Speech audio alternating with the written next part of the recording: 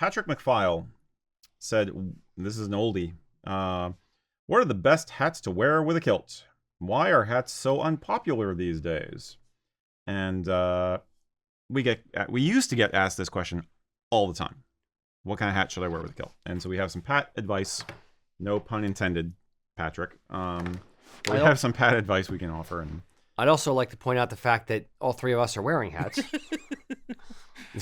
So we are extremely uncool and unpopular. That's fair. That is a very good point, though. Mm-hmm. The standard advice for hats with a kilt, the Glengarry, the Balmoral. If you really want to get fancy, the feather bonnet. I don't know if I'd wear that with a kilt, but yeah. Anyway, if your Nutcracker costume, that'd be spectacular. Actually, now I want to be a Nutcracker. All right, that's my next year's Halloween costume, is a Nutcracker costume. Yeah, some paint lines there. All right, okay, going off the rails. Yeah, indeed. So no, I'd say other hats to wear with a kilt. Did you say for formal or for everyday? We had somebody else who asked about hats for formal occasions. Okay. And I was going to possibly combine the questions. So okay. But for holiday hats for a kilt, is that what he asked? No, he just said hats in general. What are the best hats to wear with a kilt? Best hats to wear with a kilt. I favor the old flat cap, driving cap, 8-panel, 6-panel, newsboy / this. Yeah, cheese wedge. This style. Herkle. Ivy, yeah. There's a bunch of names for it. Yeah, there's like 8,000 names. They're all maybe a little bit different depending on 8-panel versus 6-panel versus newsboy, but yeah. Whether the brim is snapped or sewn down like yours is or whatever. Yep. But a lot of people think that's an Irish thing. It's not just Irish. It's not just for Irishmen anymore. They were this like is that. Irishman, by the way. We're extreme. It's everything. He speaks sign language. I do. Irishman. They were very, very popular for sporting activities, and then once the automobile came around, driving. So yeah, it's very much something you'll see in old photographs of guys out deer stalking. Is hats like that. Not exactly that style, but you get the idea. So that's a classic kind of casual day wear, but can be sharp day wear also kind of option. The most traditional, if you want to be quasi-formal about it, would be either the Glengarry or a tam, more formal looking if you go with the more militarized version, which is the Balmoral. Bonnet. It's basically a bonnet. They're both versions of a Scottish bonnet. I tend to use little berets like this because this is cotton and it gives me that kind of tam bonnet vibe, but it's a lot easier to wear. So warm and cool simultaneously. Yeah, well, it's just they're it's grab and go kind of a hat, and it's not wool. So the rule of thumb we have for hats is try to avoid anything with a very wide brim. All you cowboys out there, I get it, but for most guys, you're gonna look better and more like you know what you're doing if you have a shorter to no brim hat, right? Yeah. Is this the question that asked if? They asked why are hats unpopular? Yeah. I don't think they are. I would phrase it this way: with the casualization, I'm making up words, of the world, hats have likewise become less formal. So no, you don't see trilbies and pork pie hats and fedoras and things like that. You don't see top hats and guys walking around like it's the 1920s. No, but you see baseball caps all the time. You see flat caps pretty often. You see all kinds of different, other headwear, but it's become more utilitarian than it has fancy style. It's become an outward expression of personality, what team you support with the baseball cap or things like that, than it has, your status of wealth, so to speak. Does that make sense? I don't really completely agree, but I think there's some truth. I think a good fedora is a practical hat.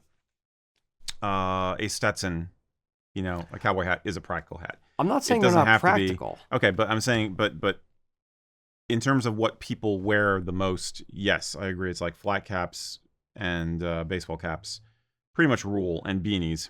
Yeah. And it's basically because I think we tend to efficientize tech eyes. I'm not using my words well today, but we tend to go for technical features more than style. Most guys do.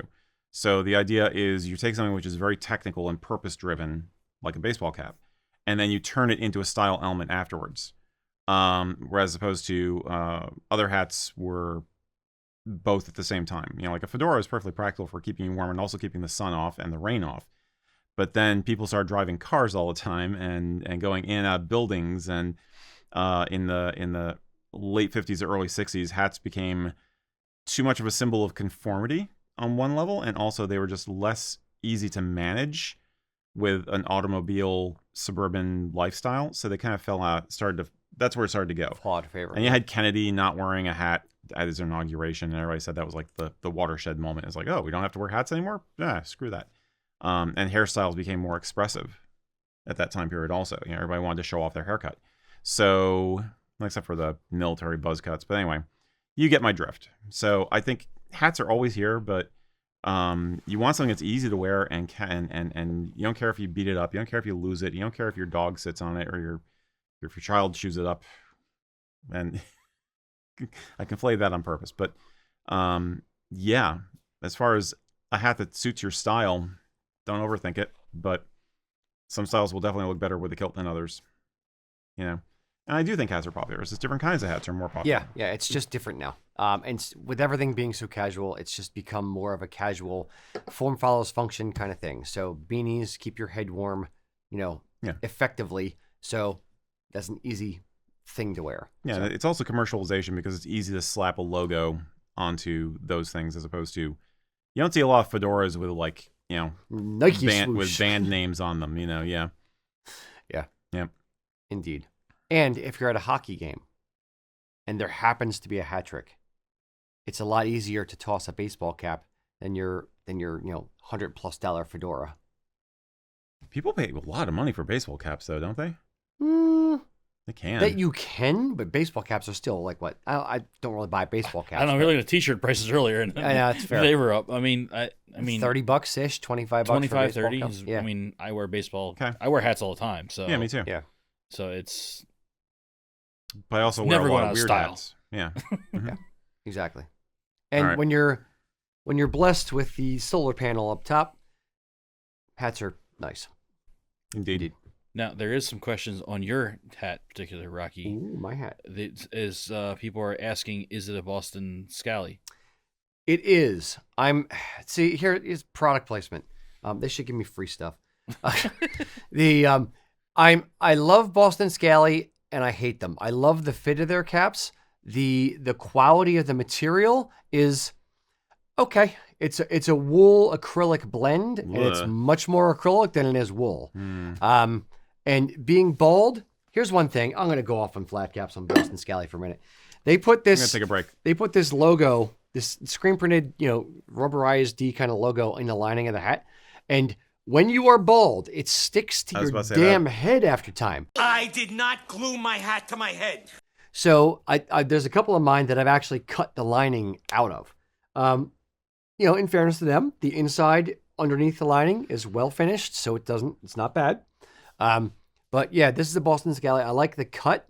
I'm meh on the fabric, and their price is a bit high for my taste, especially for what it is. But I've explored a few other flat caps. I have a few maybe in the mail on their way to me right now. Yeah, you could have taken this opportunity to push USA Kilts Nope. offered Nope. 100% wool hats. There is that too. Sure. Buy our flat caps. Do you even mercantile, bro? No, I'm too honest. It's Christmas time. Yes, indeed. You're sending our business to Scally Cap. No, I'm not Thanks a sending lot. our business to them. I'm saying that they need to improve. Oh, the other thing that I don't like. Hold on, I'm not done. You just remind me of the other things I hate about it. Sizing is not consistent from one to the next to the next. The medium could be a 58, could be a 59. And it's noticed during this episode, I'm still watching. I have to make sure the seam is dead center. Sometimes it's a little bit to the left or a little bit to the right of center. I have a few of their caps, and it's not always dead center, and it drives me nuts. You're pilling pretty badly right there too. It's probably because it's It's acrylic. appealing because it's acrylic. Son of a bitch. If only you could get a 100% wool, made in Ireland, real flat cap. But where would I get such a cap, Eric? I don't know. Oh, wait, I do. USAKilts.com. Wow. Tell me more. I'd like to subscribe to your newsletter. Yeah, well, there's not much more to tell, but we do sell. We Okay. do sell hats, and they're pretty good. And we try to source colors that will tone well with your tartan, which is another hidden advantage. Yes, indeed. And this is not supposed to be a commercial show, so I'm going to shut the frick up. Hey, thank you, the hat-wearing public, for watching that video. What's your favorite style of hat? Whether you'd wear it with the kilt or not. I'm just curious because I love hats. One point that we didn't get to in that segment was the fact that hats are not really considered a part of formal wear because you don't wear a hat indoors. So you don't have to worry about having a proper hat to go with your Prince Charlie, guys. Just saying.